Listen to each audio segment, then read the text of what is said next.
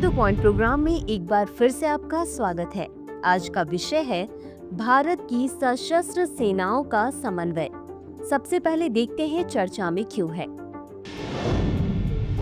Operation सिंदूर, जो 7 मई 2025 को पहलगाम आतंकवादी हमले के बाद शुरू हुआ, भारत की संयुक्त त्रिसेवा प्रतिक्रिया का एक उदाहरण है जो नियंत्रण रेखा और पाकिस्तान के भीतर आतंकवादी ढांचे को प्रभावी और पेशेवर ढंग से नष्ट करने को दर्शाता है। यह ऑपरेशन भारत की सेना, नौसेना, वायुसेना और संबंधित सुरक्षा बलों की संयुक्त सैन्य रणनीति की ताकत को उजागर करता है। संयुक्तता को बढ़ावा देने वाले संरचनात्मक सुधार। चीफ ऑफ डिफेंस स्टाफ 2019 में स्थापित सीडीएस एकीकृत नेतृत्व, संयुक्त योजना और त्रिसेवा समन्वय को बढ़ावा देता है, जिससे सभी सेनाओं के बीच रणनीतिक समन्वय में सुधार होता है। एकीकृत थिएटर कमांड भौगोलिक और कार्यात्मक आधार पर सेना, नौसेना और वायुसेना की क्षमताओं को एकीकृत करने के लिए विकसित ITCS ऑपरेशनल तत्परता और बहुडोमेन युद्ध क्षमता में सुधार करेंगे।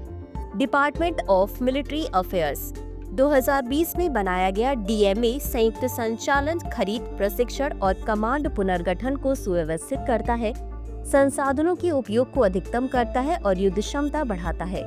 अंतरसेवा संगठन अधिनियम 2023 यह कानूनी रूप से त्रिसेवा कमांडरों को एकीकृत कमांड प्रदान करता है, निर्णय लेने में तेजी लाता है और एक संयुक्त संचालन संस्कृति को बढ़ावा देता है, जबकि प्रत्येक सेवा की पहचान को सुरक्षित रखता है। ज्वाइंट लॉजिस्टिक नोट्स 2021 से मुंबई, गुवाहाटी और पोर्ट ब्लेयर में संचालन में JLNS सेनाओं के बीच लॉजिस्टिक्स को एकीकृत करते हैं, संसाधन उपयोग और लागत कुशलता में सुधार करते हैं। संयुक्त प्रशिक्षण और अभ्यास, त्रिसेवा भविष्य युद्ध पाठ्यक्रम, रक्षा सेवा तकनीक के स्टाफ पाठ्यक्रम और प्रचंड प्रहार तथा डेजर्ट हंट 2025 जैसे अभ्यास पारस्परिक संचालन और तत्परता को बढ़ाते हैं। तकनीकी एकीकरण और नेटवर्क केंद्रित युद्ध। रक्षा संचार नेटवर्क एक सुरक्षित विशिष्ट नेटवर्क जो सभी सेवाओं में वॉइस, डेटा और वीडियो सेवाओं को एकीकृत करता है, जो नेटवर्क केंद्रित संचालन को रेखांकित करता है। Integrated air command and control system वास्तविक समय समन्वय प्रदान करता है, जो ऑपरेशन सिंदूर के दौरान समन्वित प्रतिक्रिया के लिए महत्वपूर्ण है। रक्षा सुधारों का वर्ष 2025।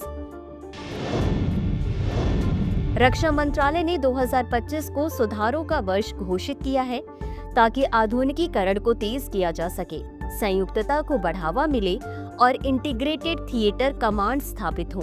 इस वर्ष का फोकस बहुडोमेन एकीकृत संचालन, साझा परिचालन समझ और बढ़ी हुई संयुक्त क्षमताओं पर है। निष्कर्ष, भारत की रक्षा स्थिति पूरी तरह से एकीकृत त्रिसेवा संरचना में विकसित हो गई है, जो भूमि, वायु और समुद्र पर तेज और सटीक प्रतिक्रिया देने में सक्षम है।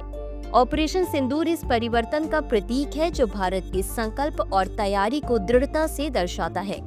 भारत की राष्ट्रीय सुरक्षा का भविष्य निरंतर संयुक्तता, एकीकरण और आधुनिकीकरण पर निर्भर करेगा।